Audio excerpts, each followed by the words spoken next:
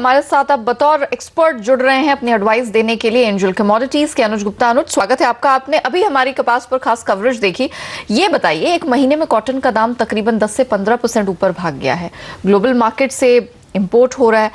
अब जिस तरह के समीकरण बन रहे हैं, आपने ये कहानी भी देखी, रिपोर्ट भी देखी, अब आपका कॉटन पे क्या नजरिया बन रहा है?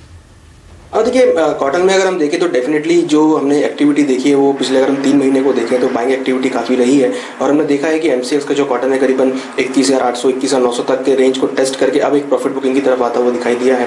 अगर हम देखें तो फंडामेंटली जो ट्रेंड है वो अभी भी पॉजिटिव है। बट मुझे लगता है कि अगर हम इंटरनेशनल मार्केट को ट्रैक करें जो कि करीबन 80 सेंट्स के आसपास चल रही है, मुझे लगता है कि एक रेजिस्टेंस लेवल रहेगा और वहाँ से हमने एक प्रॉफिट बुकिंग आते हुए देखी है। मुझे लगता है कि यहाँ से अब ज़्यादा तेजी कॉटन में देखने को नहीं मिलेगी। हो सकता है कि भाव इन्हीं रेंज में घूमते हुए दिखाई दे, मगर अगर हम एक लॉन्ग टर्म पर्सपेक्टिव देखते हैं, मींस अगर हम अक्टूबर सितंबर तक का देखते हैं, मींस अगर हम 4 to 5 मंथ्स का देखते हैं, तो जैसे कि हमने शॉर्टेज देखी है, तो कहीं ना कहीं मुझे लगता है कि लॉन्ग टर्म में भाव बढ़ सकते हैं। बट शॉर्ट टर्म में हमें लगता है कि भाव में कुछ करेक्शन आता हुआ देखने को मिलेगा और हो सकता है कि भाव एमसीएक्स में करीबन 21,000 तक की रेंज के आसपास मूव करते हुए दिखाई दें। ओके, हमने हाल फिलहाल कॉटन की कीमतों में दबाव भी देखा। एमसीएक्स पर हमने देखा साल की शुरुआत से ही 2-2.5 हजार रुपए की तेजी आई, लेकिन अब थोड़ा सा टेक्निकल करेक्शन जिसकी बात अनुज ने की, वो थोड़ा कूल ऑफ देखने को मिल रहा है और इन्हें लगता है कीमतें 21,000 तक भी जा सकती हैं। और कॉटन में लगी आग के बीच देश के उत्तरी और पश्चिमी भारत में गर्मी विकराल रूप धारण कर चुकी है। खास करके राजस्थान में पिछले 6 साल में सबसे ज्यादा गर्मी पड़ रही है।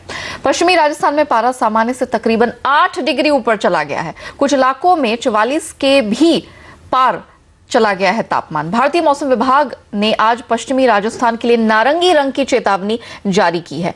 इसके अलावा महाराष्ट्र, गुजरात, मध्य प्रदेश में भी पारा 40 के पार चला गया है। बढ़ती गर्मी से मंडियों में कामकाज पर भी खासा असर पड़ रहा है।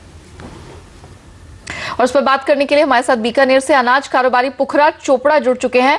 चोपड़ा जी, शुक्रिया हमारे लिए समय निकालने के लिए। ये बताइए, कामकाज पर किस तरह का असर पड़ रहा है, क्योंकि बड़ी भीषण गर्मी है और असली गर्मी की शुरुआत से पहले ही हम देख रहे हैं कि इस तरह से पारा ऊपर चढ़ा हुआ है। देखिए, ये गर्मी इस बार समय से पहले आ गई है, वरना वैसे तो राजस्थान में 48 तक पहुंच जाती है, पर ये गर्मी ऐसे में इसलिए लग रही है कि समय से पहले आ गई है। बीकानेर 42.5 के आसपास और बाड़मेर 45 के आसपास गर्मी पड़ रही है। इससे कामकाज निश्चित रूप से प्रभावित हुआ। जो दोपहर में मंडी में बोलियां चलती थी, अब वो सवेरे और शाम को निपटती है। इसी तरह से किसानों को भी इस गर्मी का सामना करना पड़ रहा है। तो दिन भर खेत में काम करते हैं, अब वो सवेरे और रात को खेत में काम करते हैं। इस गर्मी का एक असर ये हो रहा है कि गेहूं, सरसों, चना, इसकी फसलें हैं थोड़ा समय से कुछ पहले पक जाएगी। अच्छा। और इसकी कटाई जल्दी होगी।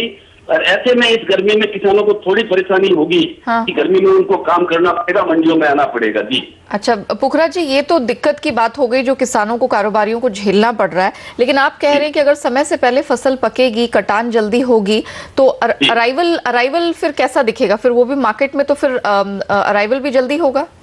जी, अराइवल जल्दी भी होगा। अराइवल प्रेशर के साथ आएगा, क्योंकि जो गर्मी ज्यादा पड़ रही है उससे फसल जल्दी पकेगी और एक साथ पकेगी, तो अराइवल का प्रेशर रहेगा। और अराइवल के प्रेशर के समय जो इतनी गर्मी रहती है उसमें लेबर, व्यापारी और किसान तीनों को ये परेशानी है कि 10 बजे के बाद वो काम नहीं कर पाते हैं। बिल्कुल 9 बजे से ही गर्मी पड़नी शुरू हो जाती है और 12 बजे के आसपास यहाँ का स्थानीय व्यक्ति नहीं हो, बाहर का व्यक्ति यदि बाहर निकले तो लू जगने का खतरा भी रहता है। ओके, यानी कि काफी दिक्कतों का सामना किसानों, कारोबारियों को करना पड़ रहा है। कारोबार पर खासा असर पड़ रहा है क्योंकि सिर्फ सुबह और शाम को, इनफैक्ट रात को ही यहाँ पर कारोबार हो पा रहा है। पुखराज जी, शुक्रिया हमारे साथ जुड़ने के लिए और वो हाल रखने के लिए। लेकिन कमोडिटी बाजार पर सिर्फ गर्मी ही नहीं, रुपए की उड़ान का भी असर पड़ा है। लिहाजा बात हम रुपए की करेंगे। डॉलर के मुकाबले ये 1.5 साल की ऊंचाई पर है और $1 की कीमत 65 रुपए के भी नीचे आ गई है। अनुज गुप्ता हमारे साथ बने हुए। अनुज, रुपए की चाल पर आपका एक चेक लेंगे। एक तरफा चाल यहाँ नजर आ रही है, अगला टारगेट कैसा दिख रहा है? क्या प्रिकॉशन लेने की अब जरूरत है इन लेवल्स पे? देखिए, इंपॉर्टेंट था 65 का जो महत्वपूर्ण सपोर्ट लेवल था वो मार्केट ने ब्रीच किया है और हमने देखा है कि डॉलर इंडेक्स थोड़ा सा रिकवर होता हुआ दिखाई दिया है, मगर उसके बावजूद भी हमने आज इंडियन रुपीस में एप्रिशिएशन आता हुआ देखा है। मुझे लगता है कि जो नेक्स्ट टारगेट रहेगा वो करीबन 64.60 के आसपास देखने को मिल सकता है, क्योंकि कहीं ना कहीं अगर हम देखें तो जो व्यू यहाँ पर दिखने आया है वो यही है कि इंडियन रुपीस में आने वाले दिनों में एप्रिशिएशन हो सकता है, इकोनॉमिक सुधार की तरफ है। और अगर हम देखें तो यहाँ पे कहीं ना कहीं जो डॉलर इंडेक्स की गिरावट है वो भी यहाँ पर देखने को मिली है और हम आने वाले दिनों में ये भी मान रहे हैं कि इंडियन रुपीस रुपीज जो है वो और अप्रिशिएट हो सकता है। तो नेक्स्ट टारगेट हमें लगता है कि नीचे 64.60 तक देखने को मिल सकता है। ओके, अब मेरा दो सवाल है। आपने कहा कि आप 64.60 का यहाँ अगला टारगेट देख रहे हैं, कब तक ये टारगेट आता देख रहे हैं, किन कारोबारियों के लिए सजेस्टेड है, और सपोर्ट अभी एक सेफ सपोर्ट कहां पर मिल रहा है डॉलर के मुकाबले रुपए में? देखिए, मुझे लगता है कि अभी जो इंपोर्टर्स लोग हैं वो यहाँ वेट कर सकते हैं, क्योंकि अगर हम देखें तो कहीं ना कहीं जो एप्रिसिएशन लग रहा है वो अभी भाव नीचे की तरफ आ सकता है, और जिन लोगों को ट्रेडिंग करना है वो यहाँ पर अभी बिकवाली करके चल सकता है। हमें लगता है कि 20 से 30 पैसे की करेक्शन यहाँ पे देखने को मिल सकती है। अगर हम सपोर्ट लेवल की बात करें तो करीबन 64.50 64.30 एक अच्छा सपोर्ट रहेगा, क्योंकि हमने डॉलर इंडेक्स में भी देखा है कि नीचे 98 के आसपास से मार्केट मूव होता हुआ दिखाई दिया है। तो 64 का जो रेंज रहेगा वो मुझे लगता है कि काफी क्रूशियल सपोर्ट रहेगा, क्योंकि अगर वो लेवल ब्रीच होता है तो नेक्स्ट टारगेट 62 तक देखने को मिल सकता है। ऑलराइट, 62 जैसे लेवल्स यहाँ देखने को मिल सकते हैं, यानी कि जबरदस्त तेजी आने वाले समय में रुपए में हो सकती है। लेकिन जो पहला टारगेट की बात यहाँ पर की है अनुज ने $1 के सामने, वो 64 रुपए 60 पैसे, तो जरा उस पर नजर जरूर रखिएगा। फिलहाल हम रुकते एक छोटे से ब्रेक के लिए। अनुज बने रहेंगे हमारे साथ। आगे हम जानेंगे कि सोने चांदी में आज आपको क्या रणनीति अपना कर चलनी है।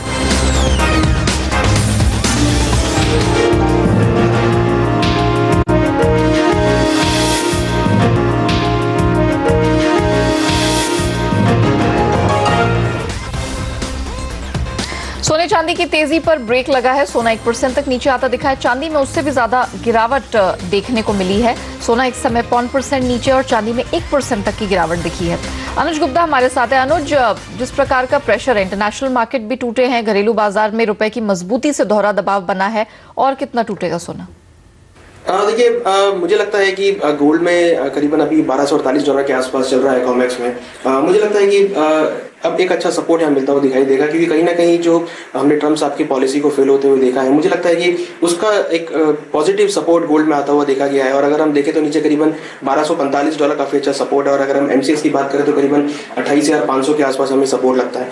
हालांकि भाव थोड़े नीचे, इंडियन रुपीज थोड़ा अप्रिशिएट हुआ है, उसकी वजह से हमने एमसीएक्स में भाव नीचे आते हुए देखे हैं। बट जो फंडामेंटल फिगर्स दिख रही हैं और साथ में टेक्निकल जो हमने देखा है पिछले 10 दिनों में एक अच्छा रैली देखा है, मुझे लगता है कि बाय ऑन डिप्स की स्ट्रेटेजी गोल्ड में रहनी चाहिए। तो हमें लगता है कि इंट्राडे के लिए और वीकली बेसिस पर दोनों में ही गोल्ड में बाय करके चल सकते हैं। इंट्राडे हमें लगता है कि अगेन 28,900 तक, और कॉमेक्स में करीबन 1255 से लेकर $1258 तक के लेवल देखने को मिल सकते हैं।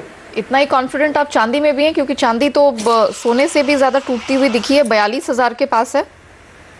देखिए, बिल्कुल चांदी अगर देखें तो $18 के ऊपर ट्रेड कर रही है, और 17.80 जो एक रेजिस्टेंस लेवल था वो मार्केट ने ब्रीच किया है। अगर हम देखें तो इस बार गोल्ड और सिल्वर दोनों की मोमेंटम इन टेंडम देखने को मिली है। मुझे लगता है कि चांदी के अंदर भी जो भाव है वो पॉजिटिव साइड में जा सकते हैं। हालांकि हमने कल भी एक पॉजिटिव ट्रिगर चांदी में आते हुए देखा था, आज थोड़ा सा मार्केट नीचे है, तो मुझे लगता है कि जो भाव नीचे आए हैं ये बाइंग अपॉर्चुनिटी हो सकती है, और हमें लगता है कि चांदी में बाइंग करके चलना चाहिए। Initially 43,000 would be the next resistance level, means करीबन कॉमेक्स में 18.50 मुझे लगता है कि लेवल हो सकता है, जो कि ब्रीच होने के बाद हम अच्छी रैली देखने को मिले। मगर फिलहाल भाव नीचे आए और ट्रेंड पॉजिटिव है, तो ट्रेंड के साथ चलना चाहिए। इनिशियली हमें लगता है कि 42,400 तक के लेवल इंट्राडे में देखने को मिल सकते हैं, और कॉमेक्स में करीबन 18.30 18.40 तक के लेवल देखने को मिल सकते हैं। तो गिरावट है, खरीदारी का मौका बुलियन में, ऐसा अनुज मानते हैं। अनुज, कच्चे तेल में क्या किया जाए? 3165 के पास हम देख रहे हैं एमसीएक्स पर इस समय ट्रेड है, बिल्कुल फ्लैट ट्रेड है। हालांकि इंटरनेशनल मार्केट दोनों आधे % चढ़े हुए हैं। देखिए, भाव ऊपर आने का रीजन था जो लीबिया में डिस्ट्रप्शन था, उसकी वजह से हमने पॉजिटिव ट्रिगर देखा था। मगर आज क्रूड की इन्वेंट्री आनी है, जहां पर एक्सपेक्टेशन है कि जो इन्वेंट्री है वो बढ़ सकती है। हालांकि कल जो एपीआई की इन्वेंट्री है वो भी यहाँ बढ़कर आती हुई दिखाई दी है, जो कि करीबन हम देखें तो लाइफ टाइम हाई पर यूएस की जो इन्वेंट्रीज है वो देखने को मिली है। तो मुझे लगता नहीं है कि ज्यादा पॉजिटिव ट्रेंड क्रूड में देखने को मिलेगा। हालांकि नाइमेक्स में जो भाव है करीबन 48.60 के आसपास चल रहे हैं, और $50 के नीचे भाव हमने देखा है पिछले कंटिन्यूअस एक हफ्ते से सस्टेन करते हुए दिखाई दी है। इट मींस कि जो ट्रेंड है वो अभी नेगेटिव साइड में ही है क्रूड का। मुझे लगता है कि क्रूड में सेल ऑन राइज की स्ट्रेटेजी अपनानी चाहिए। नीचे अगर हम टारगेट की बात करें, शॉर्ट टर्म टारगेट जो कि करीबन 47.50 तक मिल सकता है, और अगर हम एक थोड़ा सा लॉन्ग टर्म टारगेट भी देखें तो करीबन 46 तक के लेवल नाइमेक्स में देखने को मिल सकते हैं। एमसीएक्स हमें लगता है करीबन नीचे 3,000 रुपए तक के लेवल देखने को मिल सकते हैं। तो क्रूड के अंदर मुझे लगता है कि सेल ऑन राइज की स्ट्रेटेजी अपनानी चाहिए। तो कच्चे तेल में रहेगा दबाव, बिकवाली करके होगी कमाई। रुकते एक छोटे से ब्रेक के लिए, अनुज बने रहेंगे हमारे साथ। ब्रेक के बाद जब लौटेंगे उनसे जानेंगे बेस मेटल पैक में उनकी बेस्ट पिक आज कौन सी है।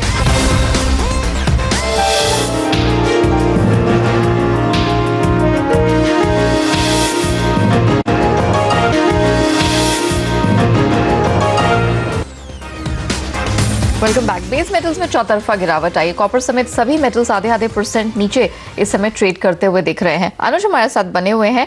अनुज, प्रेशर पूरा बना हुआ है, रुपए की मजबूती भी यहाँ पर दबाव डाल रही है। क्या किया जाए अब मेटल्स में आज? देखिए, पिछले 2 दिनों में हमने काफी अच्छी रिकवरी बेस मेटल में आते हुए देखी है। हालांकि हायर लेवल्स पे इसमें सेलिंग हो सकता है रेजिस्टेंस लेवल्स पे, बट मुझे लगता है कि जो रिकवरी हुई है 1 या 2 दिन के पर्सपेक्टिव से यहाँ पर बाय इनिशिएट कर सकते हैं। मुझे लगता है कि कॉपर में अगर हम एक वेरी शॉर्ट टर्म टारगेट देखें तो 388 का लेवल देखने को मिल सकता है। This is purely intraday call, क्योंकि जो हमने रिकवरी यहाँ देखी है, यहाँ पर जो एक्यूमुलेशन होता हुआ दिखाई दिया है, मुझे लगता है कि 3 से 4 रुपए की तेजी कॉपर में देखने को मिल सकती है। बट जो पोजिशनल तौर पर यहाँ पे काम करना चाहते हैं, मीन जिनको थोड़ा लंबा व्यू रखना है, मुझे लगता है इनको वेट करना चाहिए। भाव अगर ऊपर 390 395 के आसपास आते हैं तो आप इक्वाली कर सकते हैं, क्योंकि हमने एक स्ट्रॉन्ग रेजिस्टेंस लेवल उन लेवल्स पे आते हुए देखा है। शॉर्ट टर्म इंट्राडे पर्सपेक्टिव से बाय इनिशिएट कर सकते हैं और लॉन्ग टर्म पर्सपेक्टिव से मुझे लगता है कि वेट करें, हायर लेवल से इक्वाली करके चलें। ओके, निकल में भी हमने देखा है फिलीपींस सरकार की तरफ से जो माइंस है उनके एग्जिस्टिंग स्टॉक्स को सेल करने की यहाँ पर इजाजत है। आपको लगता है कि ये थोड़ा प्रेशर बनाएगा निकल की कीमतों में? यहाँ आप क्या करेंगे?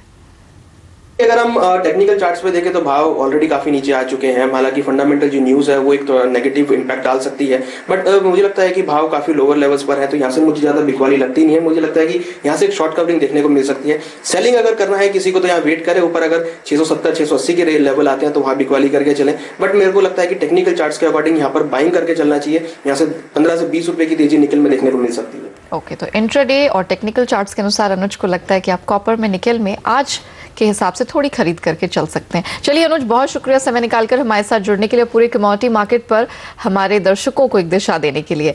अनुज, जाने से पहले आपके डिस्क्लोजर्स लेना चाहेंगे? देखिए, हमने यहाँ भी जो भी डिस्कशन करा है उसमें मेरी पर्सनल पोजीशन नहीं है। हमने क्लाइंट्स को रिकमेंड किया है, उनकी पोजीशन में हो सकती है। ऑलराइट, थैंक यू अनुज हमारे साथ एक बार फिर से जुड़ने के लिए। तो कमोडिटी राउंडअप में आज के लिए इतना ही, लेकिन बने रहिए हमारे साथ। ब्रेक के बाद आपके लिए पेश करेंगे फ्यूचर्स एक्सप्रेस। नमस्कार।